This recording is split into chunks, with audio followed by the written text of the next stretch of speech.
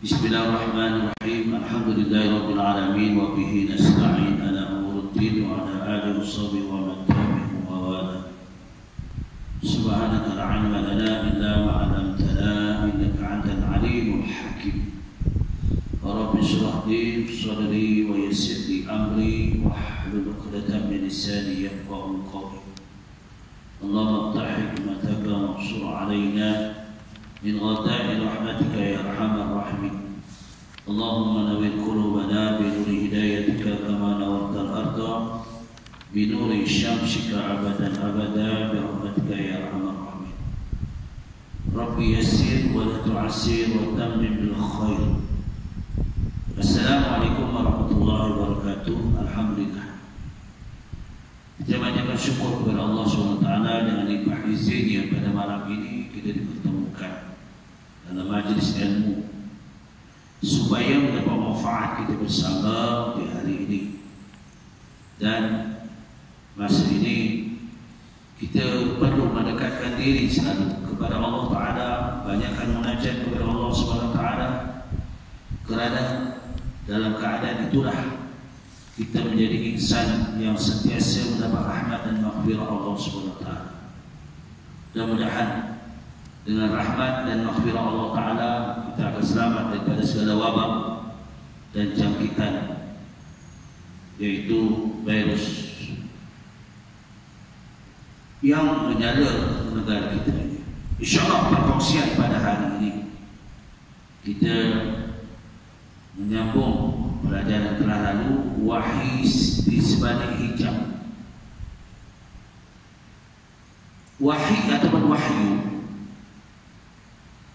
cara ini pula berlaku bila seseorang Rasul itu menumpukan sepenuh perhatian kepada suatu perkara, sebagaimana yang pernah berlaku kepada Nabi Musa ketika beliau menumpukan perhatiannya kepada api yang sedang bercahaya di Bukit Tur Sina. Ya. Allah menjelaskan dalam surah An-Nisa ayat 164, wa kallama Allahu Musa taklima. Dan Allah berkata-kata kepada baginda Nabi Musa dengan kata-kata yang layak bagi Allah secara langsung. Inilah wahyu ataupun wahyu yang Allah kurniakan kepada Nabi Musa alaihissalam.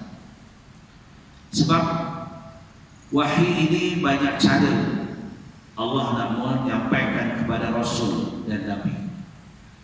Ada yang melalui ilham mimpi, ada yang secara terus menerus, ada yang perantara malaikat melalui malaikat Jibril alaihissalam.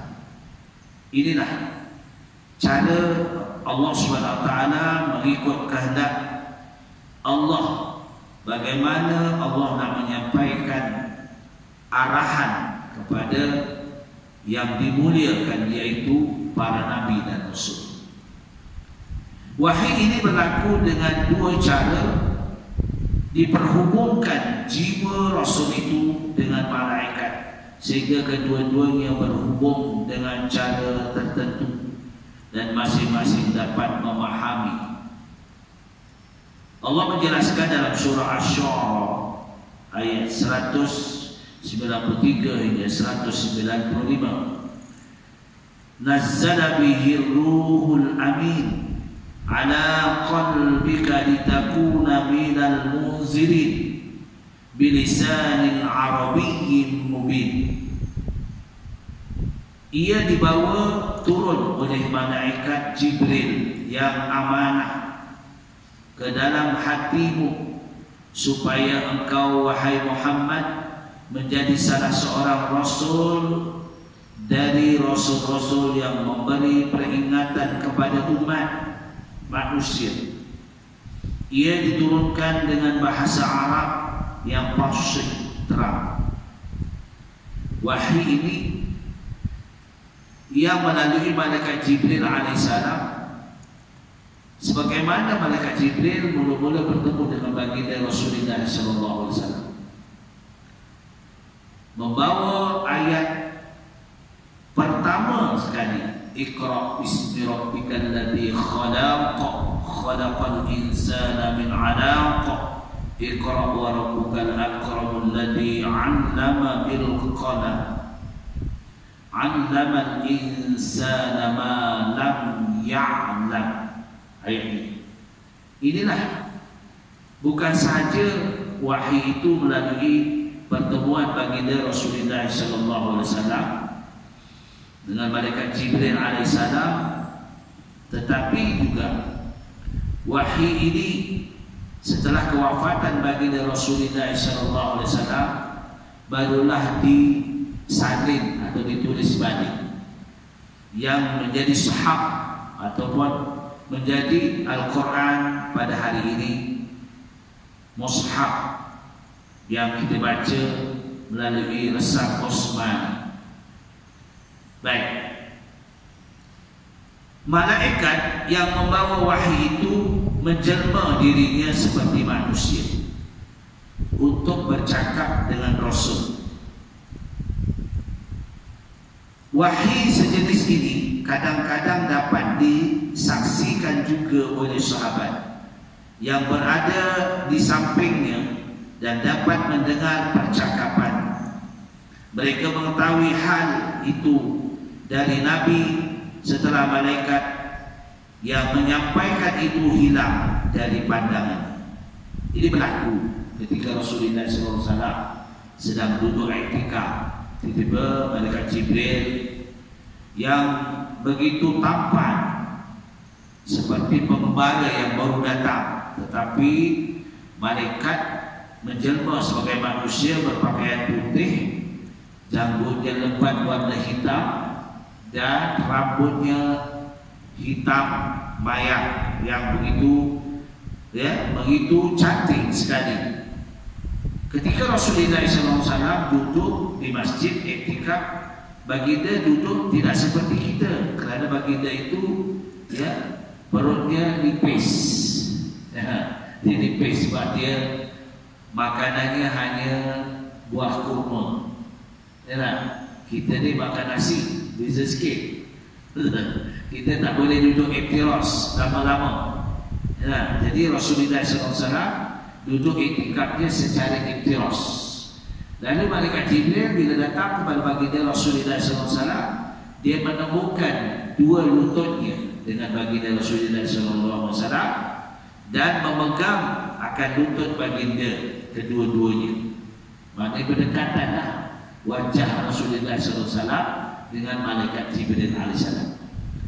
3 persoalan ini diceritakan dalam kitab, yaitu kitab Matan Arba'in hadis sahih Sunan Imam Nawawi, yaitu pada hadis yang kedua setelah bab niat. Kemudian juga turun diceritakan dalam kitab Ahli Sunnah wal Jamaah, yaitu susunan Allahyarham Ustaz Sa'id Ibrahim, ada dalam kitab rujukan kita di Indonesia, yaitu kitab Ahli Sunnah wal Jamaah. Baik, jadi baginda Rasulullah SAW ditanya oleh malaikat, apa pertanyaan? Ma makna iman? Pertama, ma makna iman? Ya, jadi persoalan apa dia makna iman? Rasulullah ceritakan iman bisittah. Jadi iman itu ada 6 perkara. Disebutkan pertama, iman kepada Allah SWT. Ya. Yang kedua, iman kepada para malaikat. Ini diceritakan dalam Al-Qurannya. Amana Rasul bima unzila ilaihi min rabbih wal mu'minun kullun amana billahi wa malaikatihi wa kutubihi wa rusulihi la nufarriqu baina ahadin min rusulihi wa qalu sami'na wa ata'na ghufranaka rabbana wa ilaikal masir. Ini diceritakan dalam Al-Quran bahwa pertama Rasulullah mengatakan iman telah percaya kepada Allah SWT. Yang kedua, iman mempercayai malaikat, yaitu wa malaikatihi. Yang ketiga, percaya kepada kitab Al-Quran wa kutubihi. Yang keempat, percaya kepada Rasul, ya, pada Rasul wa Rasulih. La nufariqu baina ahadin min rusulih, bukan lain daripada Rasul. Ya tak? Rasul saja wajib percaya. Kemudian percaya, ya, kepada hari kiamat yang akan berlaku, ya, yang kelimanya. Yang keenam, percaya untung baik. Kita ni, kehidupan kita ni kadang-kadang Allah yang menentukan, ya. Kita bersyukur kepada Allah Ta'ala kerana kita lahir dalam keadaan mak bapak kita Islam. Mak bapak kita Islam, kita sangat bersyukur, ya.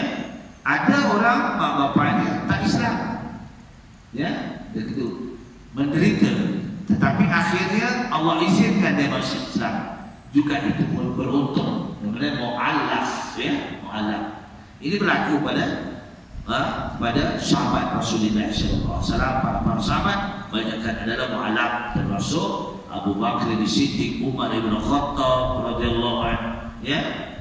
Kecuali sahabat yang paling dekat Rasulullah dan sepupu Rasulullah juga menantu. Siapa dia?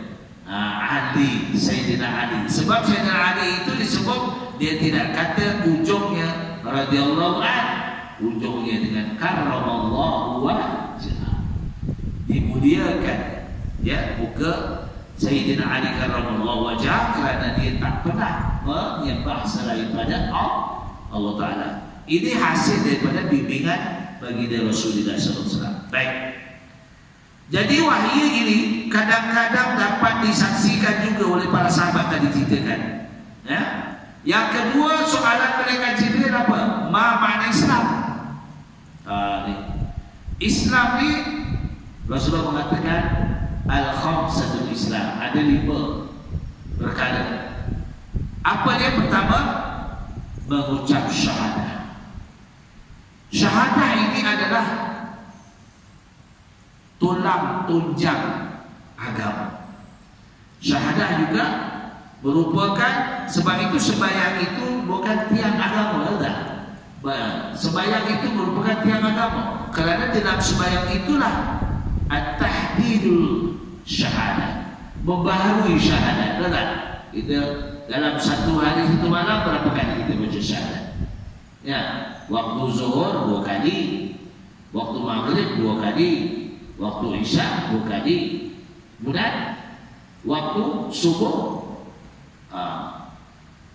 waktu subuh sekali, berapa kali? Ya, maghrib, zuhur 2 kali, asar 2 kali, isya 2 kali, kemudian subuh, ya. Jadi diulang. Berarti banyak kali kita, makna itulah cara membaharui syahadah. Bila kita sembahyang, tambah lagi kalau kita dengan sembahyang awabin, banyak lagi sembahyang kita boleh lakukan. Ini yang asasnya, iaitu 5 perkara, 5 waktu asas, merupakan asas. Yang lain itu merupakan satu kelebihan kita yang Allah berikan melalui iltizam, usaha kita meningkatkan amal ibadah, seperti solat awabin, ya, solat tahajud, solat solat apa? Solat tasbih, banyak lagi solat-solat ni. Kalau anda kira banyak, ya tak? Ada kita tak, jangan tak nak. Itu amalan-amalan sebagai satu sampingan amalan.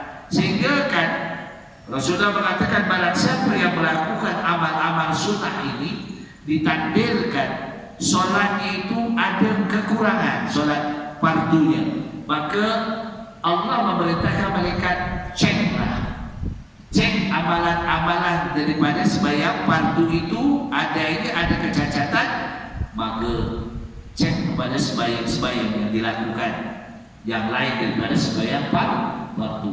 Itu boleh menampung, menampung. Misalnya kita melakukan solat waktu zuhur, ya, ingatkan hadis Rasulullah SAW, Siapa yang melakukan waktu zuhur sebelum zuhur itu 4 rakaat 2 salam. Oh, maknanya dah. Sebelum zuhur 2 rakaat salam. Bangun lagi 2 rakaat salam. Lepas zuhur begitu juga. Ya. Allah akan mengharamkan tubuh badan yang melakukan itu daripada dijilat api neraka. Allah Rabbi. Hebatnya. Ini kelebihan-kelebihan. Baik. Wahyu cara inilah yang banyak sekali berlaku kepada Nabi dan Rasul. Dan boleh dikatakan seluruh Al-Quran itu diturunkan kepada baginda Rasulullah Muhammad SAW menerusi perantara malaikat Jibril. Quran paling banyak, ya, paling banyak. Kemungkinan Rasulullah menerima wahyu perkara menurunkan wahyu kepada baginda Nabi Rasulullah SAW bukan suatu perkara yang mustahil. Kerana Rasul-Rasul itu terdiri daripada orang yang sangat tinggi kepribadiannya dan jiwa. Mereka telah dikurniakan persediaan yang cukup untuk menerima wahyu, di samping mereka adalah semulia-mulia makhluk di sisi Allah. Seperti baginda Rasulullah SAW digelar wa Muhammadun illa rasul qad khalat min qablihi rasul afa imma ta'aw qutila qalabatum ala a'qabikum wa man yanqalib ala aqibaihi falan yadurra Allahi syai'an wallahu sayajid wallahu lupa saya, ya. Jadi ayat ini mengatakan bahawa baginda Nabi Muhammad ini, siapa Muhammad? Suatu ketika berlaku setelah kewafatan baginda Nabi Muhammad SAW. Lalu Sayyidina Umar bin Khattab, Utsman bin Affan keluar, dan para sahabat lagi memberitahu kepada orang yang baru memeluk agama Islam. Baru memeluk agama Islam, imannya dan masih goyang. Jadi Rasulullah mengarahkan dalam keadaan di tengah itu, Rasulullah nazar lalu memerintahkan para sahabat ini bernama diketuai Umar bin Khattab, Utsman bin Affan, kecuali Sayyidina Ali karramallahu wajhahu, menantu dan cucunya 2 orang, dan istri Rasulullah kumpul, dan Sayyidina Abu Bakar As-Siddiq radhiyallahu anhu. Ketika itu setelah kewafatan baginda Rasulullah SAW, dihabarkan kepada umat telah balik daripada berdakwah, berdakwah, lalu Umar marah, belum marah kata mengatakan Muhammad telah wafat. Marah dia, mana boleh dia? Dia yakin Muhammad itu tidak akan wafat, dia tidak akan mati. Punya keyakinan dia. Lalu Sayyidina Abu Bakar As-Siddiq radhiyallahu anhu menyatakan kepada Umar bin Khattab, wa ma Muhammadun illa rasul qad khalat min qablihi rasul. Nabi Muhammad itu juga rasul. Sebelum Nabi dulu ada para rasul. Jelas. Sebelum baginda Nabi Muhammad ada rasul terdahulu. Jadi bila ayat itu dibacakan oleh Umar bin Khattab, barulah Umar reda, tak berang, tak marah, baru terima hakikat. Kalau tidak, tak terima, ya. Sebab dia menyangka Rasul itu takkan wafat. Begitu sakit keyakinan dia, ya. Orang-orang yang berakal dan berfikiran waras sudah tentu dapat menerima kemungkinan adanya hubungan di antara Rasul dengan alam tinggi, alam tinggi yang di luar daripada alam biasa ini. Kerana Allah SWT sangat-sangat berkuasa melakukan sesuatu, dan ia dapat menghubungkan wahyunya kepada siapa-siapa yang dikehendaki. Sebab itulah Rasul ini selalunya adalah insan yang dipelihara. Baginda Nabi Muhammad SAW memang dipilih daripada keturunan yang paling baik. Keturunan yang paling baik, ya, yaitu keturunan daripada sebelah bapaknya, sebelah ibunya. Ya. Ini diceritakan dalam kitab Barzanji. Oh, kalau orang dulu baca Barzanji ya. Wa ba'du sayyiduna Muhammad ibn Abdullah ibn Abdul Muttalib wasmuhu Syaibah. واسمه شيبة الحمد ضمنت إصاله السنية ابن هاشم واسمه المغيرة الذي ينتمى الارتقاء لعليا. Dipilih daripada kalangan orang yang tinggi kedudukannya, daripada Bani Hashim. Bani Hashim ini kalau sekarang dipanggil golongan yang Said, yang mulia. Kalau di sini dipanggil Said, kalau di negara Brunei dipanggil Malai. Oh, Said kita tahu Malai. Malai itu Said itu ya. Malai Murad, Malai Hasan, Malai Awam, Malai kalau di negara Brunei, ya, ataupun di Sarawak dipanggil Malai. Malai itu Said kan? Itu berbeza. Berbeza dengan keturunan Wan. Wan itu keturunan dia lain sikit, ada bertemu kan. Tapi Said ini memang kalau perempuan Syarifah. Syarifah ya lah.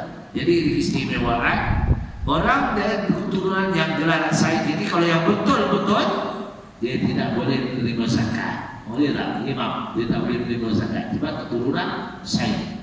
Tapi dia boleh menerima sedekah. Sedekah boleh. Tak ada. Itu kedudukan martabat saya. Baik. Kalau kita perhatikan kepada alat-alat moden yang sekarang akan bertambah teguh lagi keyakinan kita tentang bagaimana wahyu itu disampaikan kepada Rasul-Rasul, umpamanya alat-alat telefon. Oh, ya. Sekarang kita guna alat moden, alat ya, dunia maya. Oh, sekarang ni kita hidup dalam dunia maya.